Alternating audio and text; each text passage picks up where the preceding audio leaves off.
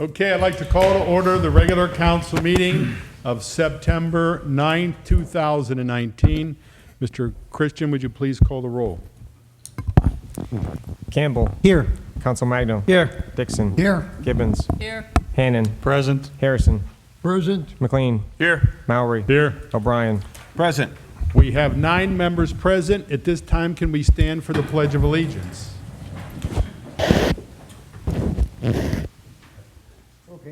I pledge allegiance to the flag of the United States of America and to the republic for which it stands, one nation, under God, indivisible, with liberty and justice for all. Okay, at this time, I'd like to turn to chair announcements for August 26, 2019. An executive session of council was conducted on personnel and legal issues. At this time, I would like to turn to the reports of the officials in the library director's report.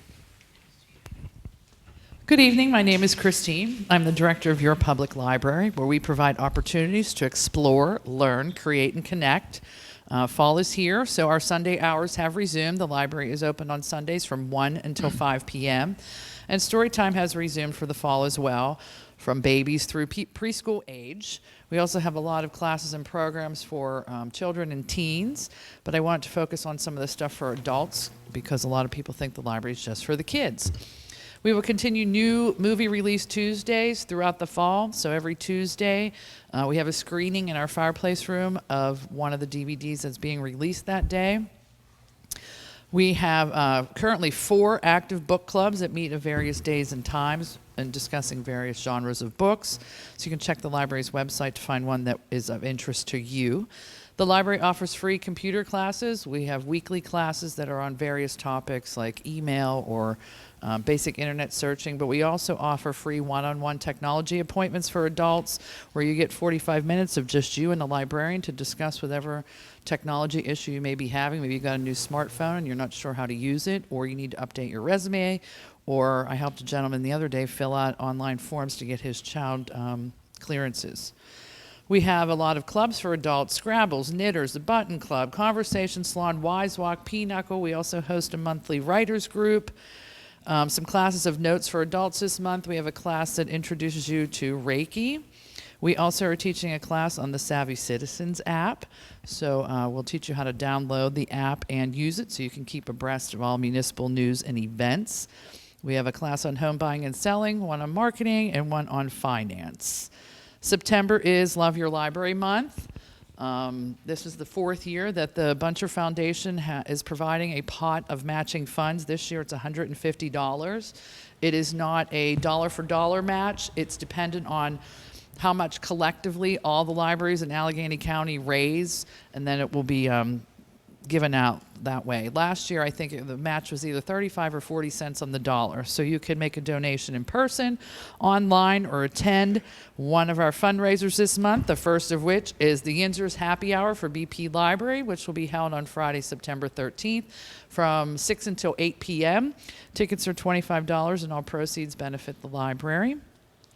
We will have Pittsburgh-themed food, so, stuffed cabbage, of course, halushki, Isley's Chipped Ham Barbecue sandwiches, among other things. We will have Iron City beer and wine, but it's not even Pennsylvania wine, and soft drinks. Tickets, actually tonight, 9 o'clock will be the last chance for you to purchase tickets because we have to turn in our head count to our caterer. And then our annual book sale will be Friday, September 20th through Sunday, September 22nd, which is always a great time, so come on by and support us.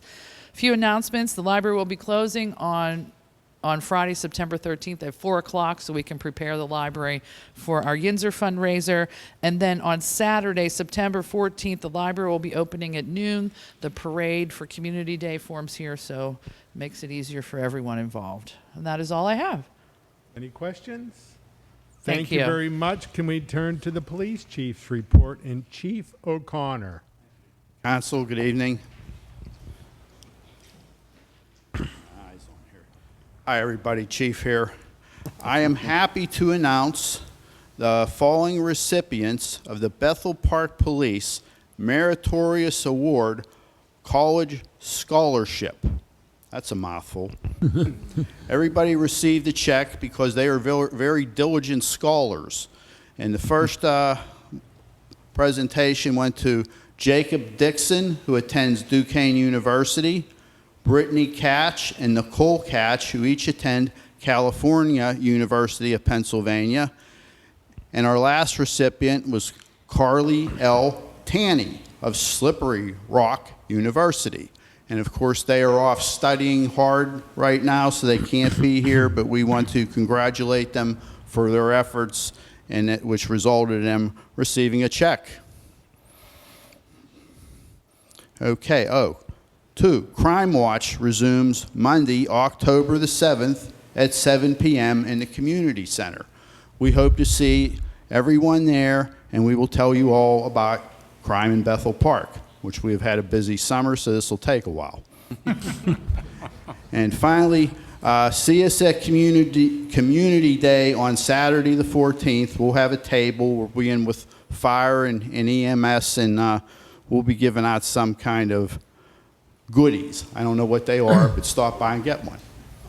Okay, questions? Chief? Yes. I'll just tell you about your competition for October the 7th. That's tonight. The zoning hearing board meets, and the appeal on the Cool Springs. So just for information. Well, I'll tell you, I would put Crime Watch against the Planning and Zoning Board any day of the week. Don't underestimate the Crime Watch crowd. That good? Very good. Okay, thank you. Can we turn to the fire chief's report, please? Good evening, everyone. My name's Bob Brown. I'm the Deputy Fire Chief. I'll give you the report for August here in a moment. A couple other items before that. We have some congratulations in order for a few of our firefighters. We've had 2 firefighters just attain the certification of Firefighter 1, Joe Hartung and Luke Valecco. And we've had 2 firefighters attain the certification of Firefighter 2, Steve McGuff and Chris O'Sullivan. So we're very proud of these 4 individuals and just wanted to make the public aware of that. Our upcoming open house is going to be on October 13th, a Sunday, from 11 to 3. I believe the Steelers, I think it's a night game that day after yesterday. I'm not sure we all want to watch it, but I'm sure hopefully they'll be doing better by then. We invite everyone to come down between, like I said, 11 and 3. We'll have our usual demonstrations. I believe the police will be there, Tri-Community will be there. We'll have hot dogs and drinks for everyone.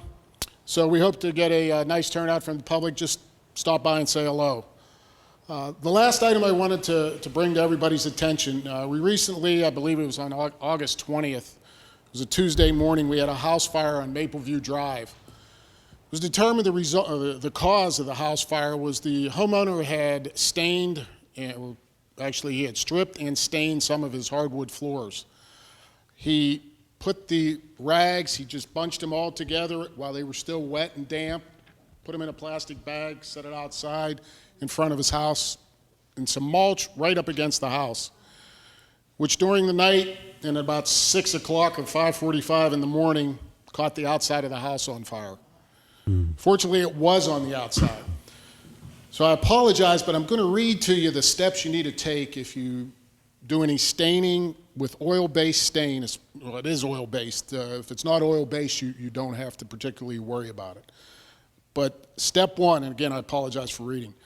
You want to gather the stain-soaked rags and take them away from the house or your workshop where you were using them. Don't clump them, don't squeeze them together, simply carry them away. Step 2, you want to lay the rags over metal hangers or the edge of a metal trash can. Be careful, you don't want to place them on top of each other. Lay them separately and individually. Depending on the number of rags, you may need a lot of hangers or a couple garbage cans. Step 3, which is really important, you want to allow the rags to cure or dry completely. You want to wait until they're stiff and totally dry.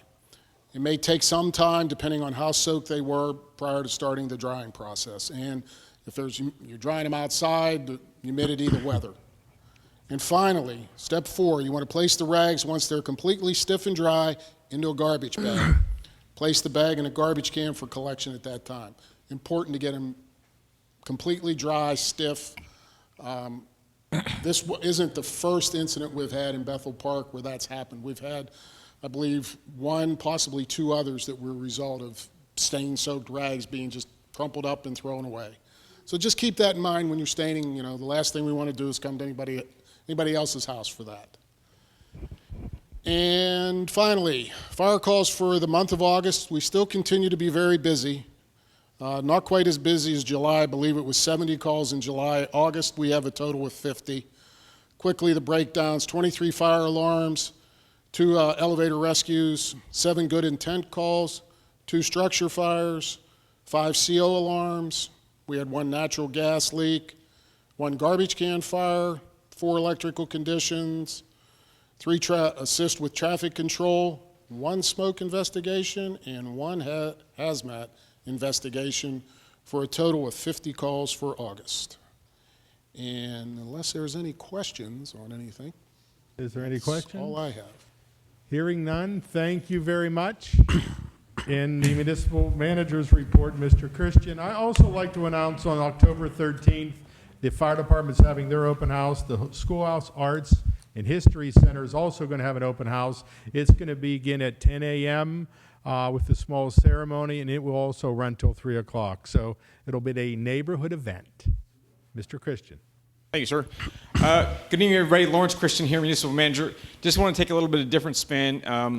What I want to do for the manager's report for the foreseeable future, take a couple minutes and showcase a couple of our municipal employees. If I could have John Quinslick and Tim Roney come on up, please. I'd like to introduce you to 2 hardworking individuals. Both of them work in the engineering department of the municipal. Start with Tim Roney. He is the assistant municipal engineer. He's been working for the municipality for about 20 years now. Tim is a Navy veteran with service in the Seabees. He maintains duties that entail stormwater, storm ponds, inlets, paving, and putting together contracts for repair of storm sewer systems, and maintains and updates municipal stormwater infrastructure on the GIS system. That's the municipal map system that we can plot anything we can see on it. And he's developed a phone app to aid in inspection for storm sewer system. What he does on a daily basis, again, that's very technical, but is really important for how we do operations within the city or the municipality. John Quinslick right here, environmental engineer. He's been working for the municipality since 2017, and John brings 37 years experience to the fight. John and his wife of 37 years have 4 children, lived in Bethel Park since 1999, so he's a long duration Bethel Park resident. His main duties include focus on MS4, permit compliance, stormwater management, application review, floodplain administrator, managing stormwater project for flood control, grading, permit, application review, and engineering review for Planning and Zoning Commission. Again, these 2 individuals do a fantastic job day in, day out. They are the unsung heroes that you probably never see or never know about, but they are in there slugging it out day in, day out. So thank you so much for you coming in here. I just want to showcase and highlight you both. Thank you.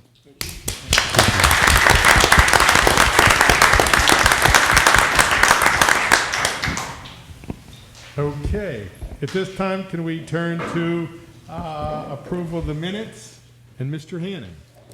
Alrighty, the minutes of the council meeting of August 12th. I move that we approve the regular council meeting minutes of August 12th, 2019. Second. There's a motion and a second that we approve the regular council meeting minutes of August 12th, 2019. Any discussion of this item? Mr. Christian, would you please call the roll? Campbell. Yes. Council Magno. Yes. Dixon. Yes. Gibbons. Yes. Hannon. Yes. Harrison. Yes. McLean. Yes. Mowry. Yes. O'Brien. Yes. Motion passes 9-0. At this time, I'd like to turn to the approvals of the bills and payrolls.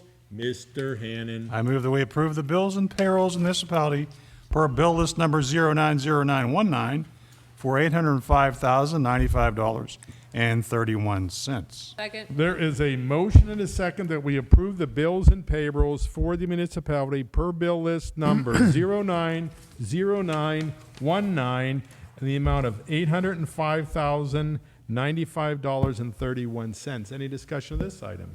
Mr. Christian, would you please call the roll? Campbell. Yes. Council Magno. Yes. Dixon. Yes. Gibbons. Yes. Hannon. Yes. Harrison. Yes. McLean. Yes. Mowry. Yes. O'Brien. Yes. Motion passes 9-0. At this time, I'd like to turn to the resident comments section for non-agenda items. Mr. Failer, if you could come up and state your name and address. We had a clock that, is it working? Okay, we don't have a clock. But at the end of 2 minutes, I'll signify and, Okay, Rich Paul, 1119 Logan Road. Here talking about the flooding again over in Logan Creek Basin, especially my property. I'm going to get a little away from that. I'm a little concerned about the mixed signals that council kind of puts out there. We've talked about the flooding more than enough, but you guys come across as, we're going to live in a great community here. You're here to help us. The 9 of you make the decisions or don't make them. And the mixed signals I see are, you say you're here to help us, but personally I've had, the people I've talked to in the past, except Mr. Christian, I'll give him a pat on the back because he didn't. The first thing out of everybody's mouth in the municipality is, if you don't like it, then sell your house. So that's not helping people, and I don't think that's telling people this is a great community. Okay, when you're telling people to sell their house if there's a problem, rather than the municipality taking care of it, that's a problem in itself. Some of the other mixed signals are, I've sat through these council meetings for over a year now, and I think it's called the Gutman property, the property down there on 88 and Connor Road, that you guys are very interested in buying. Every single one of you said that you need green space and you need all this in Bethel Park, and that you guys are willing to do whatever it takes to get that space. Yet, the conflict is you're willing to take up land in the neighborhood parks to put detention systems. Now, that's green space being taken away when there's other better locations for those detention ponds, but you just won't make that decision. You won't even discuss the decision to buy properties or buy those areas that are best suited for the detention systems. So how can you say you want green space, but you'll use it up before you even look at any other situations to fix problems in the community?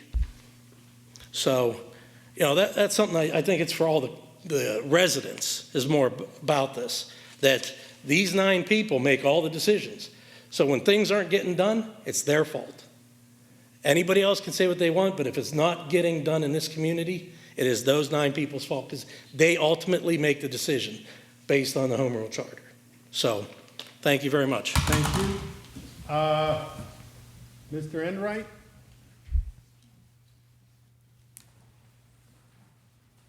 Hi, Tim Enright, that's ENRIGHT, 2019 Cool Springs Drive. I wanted to take a chance in front of the cameras to update everybody on the petition that we talked about last month, the month before. Unfortunately, Pennsylvania state law does not permit petition drives to cover zoning issues. So that petition item, from our standpoint, is dead. And I've been getting so many calls on the hotline, I wanted to try to get the word out there. And despite the fact that there is so much support from the people on this hotline, I have to suggest that instead of calling me, if you're unhappy, call your council member and let them know what you think about how their vote went. The second thing I want to mention is that I would suggest everybody come to the Monday, October 7th zoning hearing board meeting, because our friends at the Sheridan on Cool Springs Drive will be presenting a substantive validity challenge to the ordinance that rezoned the land for the American Natural Gas Station.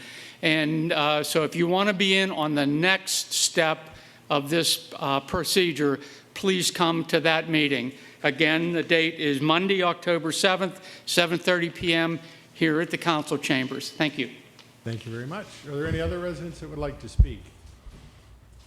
Okay, hearing none, can we turn to the agenda in general, fall policy and finance, and Mr. McLean? Thank you, Mr. President. First item under General Policy and Finance is Ordinance 9-9-19, Public Works General Obligation Bond Parameters Ordinance. I move that we approve Ordinance 9-9-19, authorizing the municipality to incur non-electoral debt in an amount not to exceed $12,295,000 by issuing its taxable general obligation bonds refunding series of 2019 to be issued by the municipality for the purpose of an advance refunding of outstanding general obligation bonds series of 2015 of the municipality that are scheduled to mature after December 1st, 2020, and for capital improvements representing the capitalized amount of savings realized by the refunding program. Second. There is a motion and a second that we approve ordinance 9-9-19, authorizing the municipality to incur non-electoral debt in the amount not to exceed $12,295,000 by issuing its taxable general obligation bonds, refunding series of 2019, to be issued by the municipality for the purpose of an advanced refunding of outstanding general obligation bonds, series of 2015 of the municipality that are scheduled to mature after December 1st, 2020, for capital improvements representing the capitalized amount of the savings realized by the refunding program. That was a very long motion. In essence, we did a bond issue back in 2015 to do the Public Works facility. What we're looking to do is to refinance that debt. Based on current market conditions today, we would exceed in excess of $500,000. We're going to do these as taxable bonds. It's just an anomaly. Normally, municipal government does non-taxable, but the market, the rates are a little bit inverted, so there's a benefit to us to do this. Our debt isn't going to change. Our debt service will not change. Council has established a minimum of a 3% is the floor in which we want to proceed with a refinancing. We will not know the total amount. We'll have a general idea based on market conditions, but we won't know the actual amount until it's actually done. So we're giving our bond counsel the parameters that they can go ahead and move forward once we go through. There's several paperwork steps you have to complete, but hopefully if it does, that'll be generate an additional $500,000+ to the municipality. The only thing with that money, it's got to be spent on capital projects. It cannot go into the general fund. So whether I confused you or not, that's essentially what we're looking to do. Is there any discussion from council? Hearing none, Mr. Christian, would you please call the roll?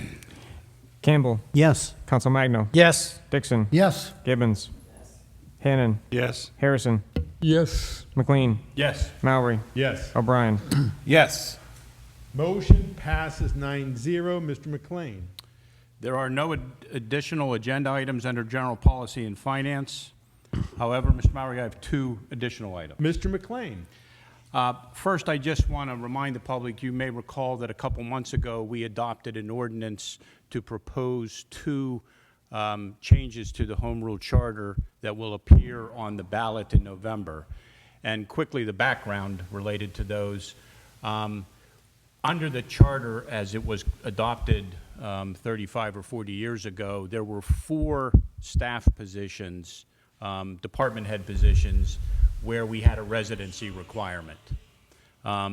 If you were going to be the municipal manager, the chief of police, the financial officer, or the planner, you needed to either live in Bethel Park or move into Bethel Park within a year. And what our experience has shown is that as to 2 of those positions, the financial director and the planner, we think we're going to be better served if we do not have that specific residency requirement. Without comment to the people who currently hold those positions, we've been lucky to find good people in those positions, but we know that the number of applicants we get is being deterred by the residency requirement. So the 2 proposed changes will be to remove the residency requirement for the financial director and for the planner. We are making no change to the municipal manager position or the chief of police. This also has no change in other municipal personnel, such as police officers who have a requirement to live within a certain radius of the town. The Department of Elections has approved the questions, so they are now certified to appear on the ballot. There will be 2 questions, 1 for each position. They will be on the ballot on November 5th. If approved, then we will make that change to the Home Rule Charter. Thank you, Mr. McLean. Second additional item is just to note that under our home rule charter, the preliminary budget for 2020 is required to be delivered by the municipal manager to council by the end of September. So we will receive it then. We will be considering that budget during the month of October. We will be holding public hearings on October 14th and 28th for the public to provide us with any comments that we have. The copy of the municipal budget will be available, including in the library. And then, under our schedule, we look to adopt the budget for 2020 in November. Thank you, Mr. Meyer. Thank you, Mr. McLean. Any additional comments? Mr. Murray. Mr. Harrison. I just want to mention that when Mr. McLean reminded us of the two ballot questions, I communicated to him that we need another change, and that is to update the Home Rule Charter indicating that the referendum does not apply to planning and zoning items. And I would suggest that we prepare that so it would be on the following November ballot, because I think that the whole issue created such a fuss in the municipality. I think we ought to put it on a ballot when the most people will be voting. So thank you very much. Thank you, Mr. Harrison. Mr. Murray. Mr. Hannan. There is approximately 8 or 9 different state laws that aren't applicable under the Home Rule Act. So, Mr. Harrison, not just only planning and zoning. If you did your research on it, there's other laws that aren't affected by the Home Rule Charter Act. So you're in order to do one thing, you may want to look at other things that are out there that relative to local government. Thank you. Well, Thank you. excuse me. Mr. Harrison. My request is, based on what this gentleman said, is that we direct the municipality to look into what changes are needed based on state law. He says there's more than that. We know about this one because it aborted the petition campaign. If there's others, we ought to identify them and address them at the same time. I agree with you. Okay, can we place them on this as a discussion item at our next appropriate agenda, please, under general policy and finance? And I would, my comment's going to be of the two questions. I would encourage voting yes. I think that it's time for us to expand that in order to get, more candidates. The residency was a benefit at one point. It now, hopefully, we'll be able to expand the candidate base as we go out and hire for new positions. So I would strongly encourage a yes vote. Short of embarrassing a member of our council up here, Dr. Campbell. Dr. Campbell is part of the first responders team and was called to duty for Hurricane Dorian. So I would like to maybe, number one, say thank you. I know last year he was a big part of helping Bethel Park. And this year he was able to, he was called to reach out to other areas. So Dr. Campbell, maybe you give a brief overview of what you accomplished or where you were sent. Well, you're correct, Mr. Mowry. I'm properly embarrassed. Thank you. That's my job. Okay. Just to give you an appreciation of how fragile things could be in our lives. At the end of our council meeting, our committee meeting 2 weeks ago, I was my phone went off, and I took a look at it, and I politely excused myself from the end of the committee meeting because I was being deployed as part of my DMAT team. DMAT's, it's interesting, stands for Disaster Medical Assistance Team. Not a lot of folks know about this. It's under the auspices of HHS and the federal government, and it's part of the National Disaster Medical System framework. It's a response that actually we have in place. There are 72 teams across the country. And each of these teams are professionals, usually typically 4 to 6 doctors, 4 to 6 mid-levels, maybe 8 nurses, 8 paramedics, respiratory therapists. And we could pretty much get 4 hours notice and they're said, okay, be at the airport, we're going to send you out because we have a disaster brewing or something has occurred. And it's just a nice asset to be able to know that it's in your back pocket in case that we ever really have difficult times, that there are some folks who are able to go out and respond. In Pennsylvania, Western Pennsylvania, we have the PA1 DMAT team, and it's based out of here in Pittsburgh. Some of the responses we've gone to in the past, have you ever seen the show MASH? It's like Mobile Army Surgical Hospital. It's kind of like a MASH unit. We could set up a hospital in about 2.5 hours. We could treat 200 to 250 people a day. And they could load us in the back of a C-17 or a couple Black Hawk helicopters, drop us in place, and then we could just set up a hospital. And it would be fully self-sustaining. Enough water or electricity we could generate, fuel, all the medical supplies and our cash that we need to be autonomous for about 2 weeks. Then we have components that could support us to be able to do longer.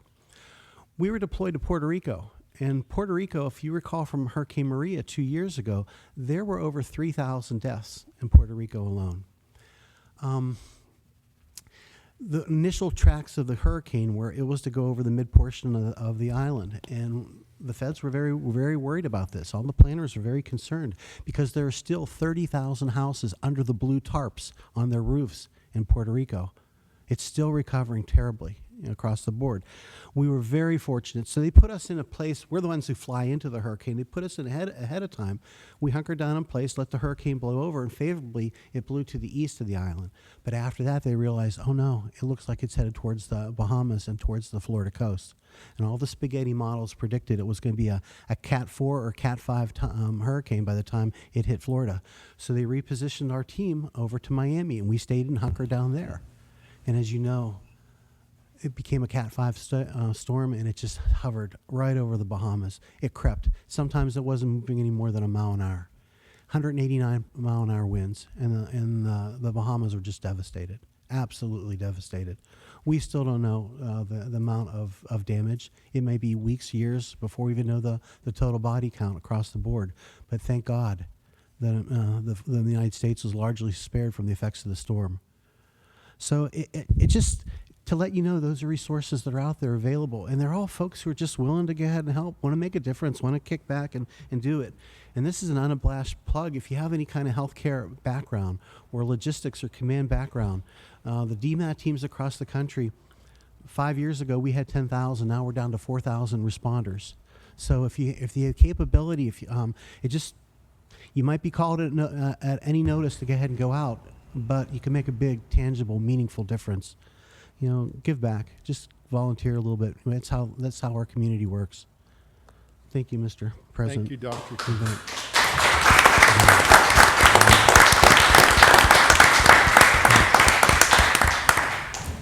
Okay, are there any additional items? Hearing none, can we go to planning and zoning and Mr. Dixon? Mr. President, we have no items under planning and zoning tonight. Thank you, Mr. Dixon. Any additional items? Mr. Morris. Mr. Harrison. The Gutman property, which is located on the east side of Route 88 between Milford and Connor Road, is proposed for a green space that we heard some comments on tonight. The budget to see this to come to fruition, which right now they're talking about early in 2020, there's a budget item of $35,000 that has to come from donations from the public to show their interest in the project. Last month, we had a substantial amount, somewhere around $20,000 of the $35,000, and so I made a pitch for the fact that if you thought about making a donation, keep it going, because it was sort of trickling in.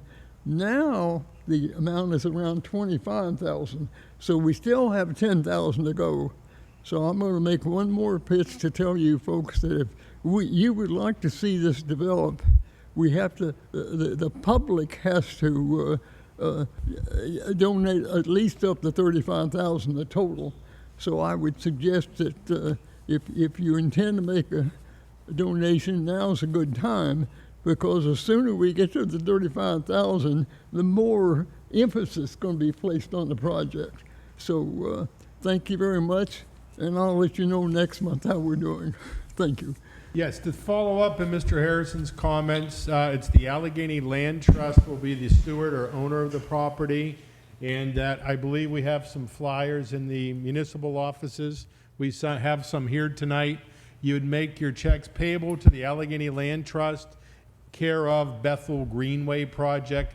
so you can dedicate it right to our project. But correct, Mr. Harrison, that we're around 25,000. We're also applying for, they have applied for 2 additional major state grants, and hopefully over the next few months we'll be able to, if approved by the state, announce these. But they have the property under agreement through the end of this year with, I believe, a 60 or 90-day extension to go in through next year. So thank you for keeping everybody apprised, Mr. Harrison. And one of the things I want to mention, if I may, they get donations for many things that they're involved in. So if you write a check, make sure in the comments section that you note that it's designated for the Gutman Property Project. Thank you very much. Thank you. And they also will be at Community Day at the Bethel Park Recreation booth if you'd like to stop by this Saturday from 10 till 3 at the high school campus parking lot. And they will be there explaining the project, and you can ask any questions. They also have forms. Mr. McLean. Just also wanted to mention, you can also donate online. If you go to the Allegheny Land Trust website, they've got a link you can click on to donate, and you'll be able to pull down a menu that specifically refers to the Bethel Greenway project. So you know that when you make your donation online, it'll be for that project. Thank you. Thank you, Mr. McLean. Any additional items? Hearing none, can we turn to health, safety, and welfare? And Mr. O'Brien, we have no residents signed up to speak. Thank you, Mr. Murray. We have an item on tonight's agenda, permanent status for Sergeant McGuire. I move that we appoint Ian McGuire to the rank of sergeant per Police Chief O'Connor's memorandum dated August 22nd, 2019.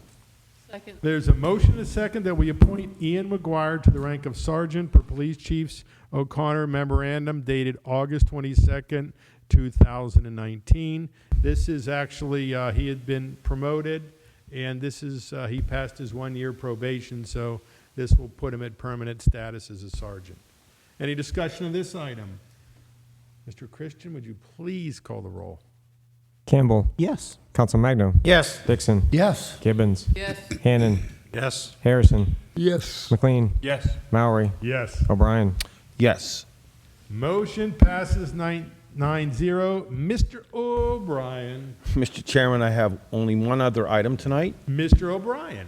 I'd like to give a congratulations to our solicitor, Bob McTiernan.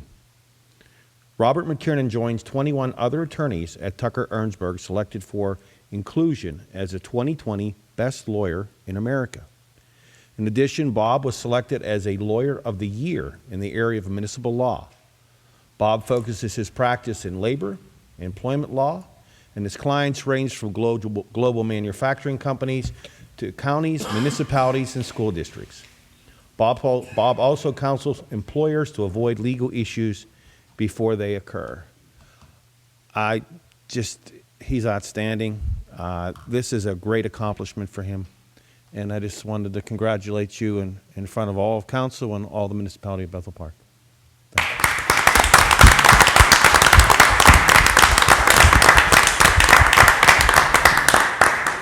you. Would you like a speech? He embarrassed me. Mr. Maury, just real quick, I do want folks to know, as a colleague of Mr. McTiernan's and a fellow lawyer, the Lawyer of the Year achievement is no small accomplishment. That is quite an achievement to be identified as a Lawyer of the Year in your particular field. So I know we've been blessed for years to have Mr. McTiernan's advice, but it's nice to know the rest of the world recognizes it too. So thank you very much. No, I concur. It's not, Bob is kind of the quarterback of his team. He has a lot of great support when we need something, that we have a specialized person, but most importantly, we're just glad you're here, Bob. Mr. Chairman, that's all I have. Thank you, Mr. O'Brien. At this time, can we turn to Public Works and Maintenance and Ms. Gibbons? Resolution R9-9-19, ADA Ramp Agreement. Motion. I move that we approve Resolution R9-9-19 to execute an agreement with PennDOT for installation of ADA ramps on Route 19 at Highland Drive, North Highland Drive, per the Director of Engineering's correspondence dated August 5th, 2019. The estimated cost to the municipality for this work is $3,537.74. There's a motion, a second, that we approve resolution number R9-9-19 to execute an agreement with PennDOT for installation of ADA ramps on Route 19 at Highland Drive/North Highland Drive per the Director of Engineering's correspondence dated August 15th, 2019. The estimated cost to the municipality for this work is $3,537.74. Any discussion of this item? Mr. Christian, would you please call the roll? Campbell. Yes. Council Magno. Yes. Dixon. Yes. Gibbons. Yes. Hannon. Yes. Harrison. Yes. McLean. Yes. Mowry. Yes. O'Brien. Yes. Motion passes 9-0. Ms. Gibbons. It's on the agenda, but I do have one item. Ms. Gibbons. The Bethel Park South Park Municipal Authority has an open house career day. That's 3100 Piney Fork Road, South Park, 15129, on September 21st, 2019, from 10 a.m. to 3 p.m. You may take a tour of the Water Pollution Control Facility, which is the largest asset owned by taxpayers in Bethel Park and South Park. Students will learn about careers in the water industry, including engineering, construction, operations, and automation control. Refreshments will be served. For weather-related rescheduling or other event updates, please go to www.bethelpark.net. And I'll just hold it up so you can get it on the camera. Thank you very much. Any additional items? That's all. Maybe I can mention, we took the scout troop out there, the adults and the boys, some time ago, and they fully expected it to be a stinky place. I can tell you, it does not stink at all, so don't worry about that. Thank you. No, and I would also like to acknowledge John and Tim. They not only were acknowledged tonight, they stayed through this painful event and watched it. We appreciate that. Any other discussion? Move we adjourn. Second, all in favor? Aye. Meeting adjourned. Good night, everyone.